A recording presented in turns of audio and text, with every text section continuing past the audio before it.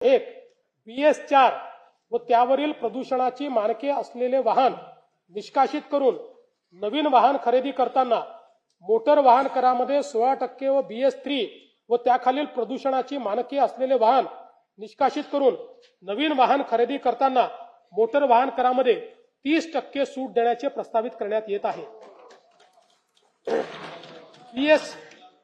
BS4 व त्याखालील वायू प्रदूषणाची मानके असलेल्या परिवहनेतर खासगी संवर्गातील वाहनांच्या पर्यावरण करामध्ये दुचाकी वाहनांवर ₹2000 वरून ₹4000, हलके मोटर वाहन पेट्रोल कार यावर 3000 वरून ₹6000 व हलके मोटर वाहन डिझेल कार यावर ₹3500 वरून ₹7000 एवढी वाढ करण्याचे प्रस्तावित करण्यात आले आहे।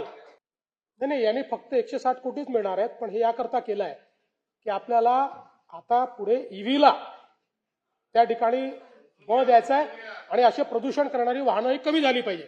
म्हणून सध्या राज्यात क्रेन आरोहित वाहने, क्रेन माउंटेड व्हेकल यांना वाहन किमतीच्या 7% प्रमाणे एक रकमी कर आकारण्यात येतो।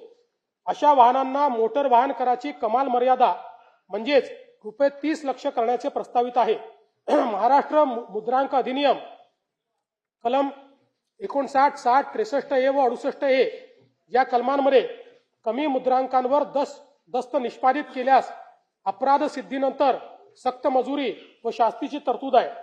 सदर शास्तीच्या रकमेत फेररचना करून 5000 वरून 1 लाख रुपयापर्यंत वाढ करण्याचे प्रस्तावित आहे। यामुळे कमी मुद्रांकावर दस्त निष्पादन करण्याचे प्रमाण नियंत्रणात येईल।